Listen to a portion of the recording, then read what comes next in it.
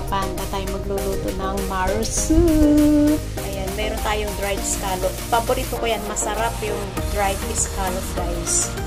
Ayan, tapos syempre, lagyan natin ng soft ball.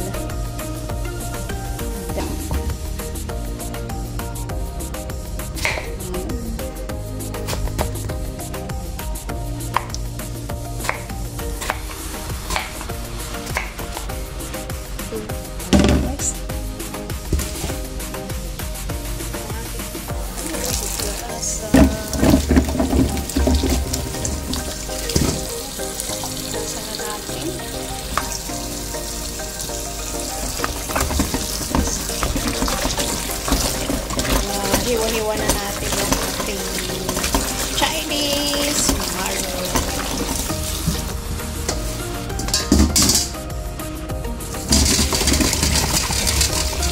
Ayan. Ugasin ko naman ang kanina ito.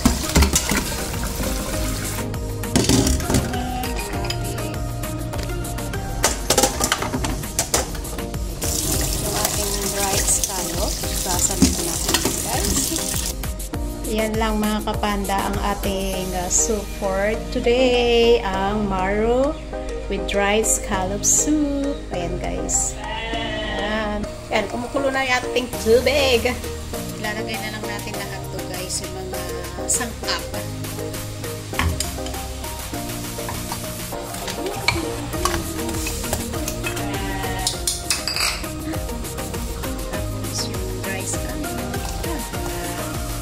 Siyempre, ang ating Chinese marrow.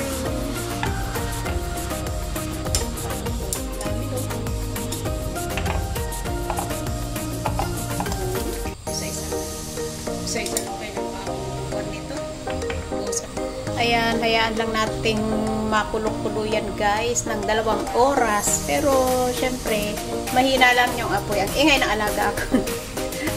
Lagyan ko lang ng konting asin, guys, kasi yung dry scallop is maalat na yun, may lasa na yun. Yun na mga kapanda, kumukulo na yung ating sabaw. So hayaan ko lang itong kumukulo ng 2 oras, pero syempre pahihinaan ko yung apoy habang naghihiwa naman ako ng ibang mga gulay, ganyan. So nagluluto naman tayo ng sabaw, papakulo naman tayo ng sabaw. Yan lang yung tatlong sangkap kasi yun ang sinabi ng amo ko. So, ganyan lang, yung simpleng sabaw lang. Yung sabaw lang naman yung kakainin mo, ay inuwi ng amo ko dyan. So, yan, antayin lang natin yan. Hayaan na muna natin yan na kumukulo-kulo.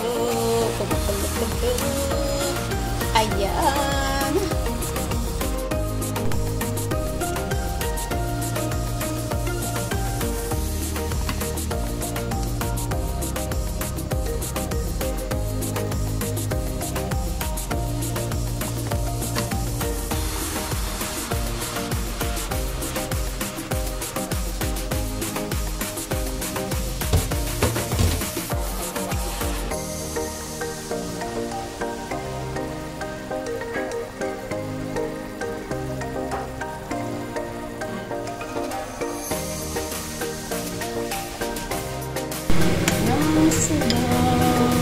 Mainit-init pa, guys.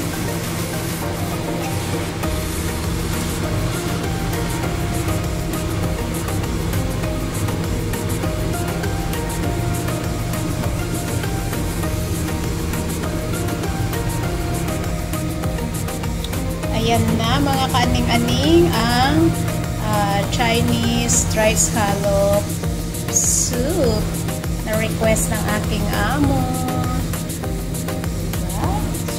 Yum.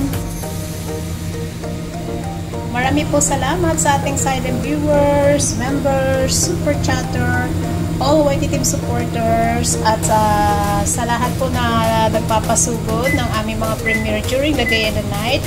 Maraming pong salamat sa ating OFW members. Salamat po sa inyong lahat. Sana po supportahan natin ang isa't isa pag meron lang naman tayong mga time, diba?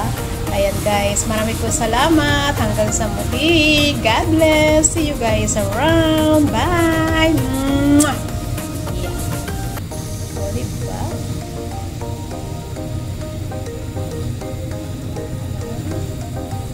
Yan, yan, yan. Ayan lang kasimple ang sabaw ng aking amo.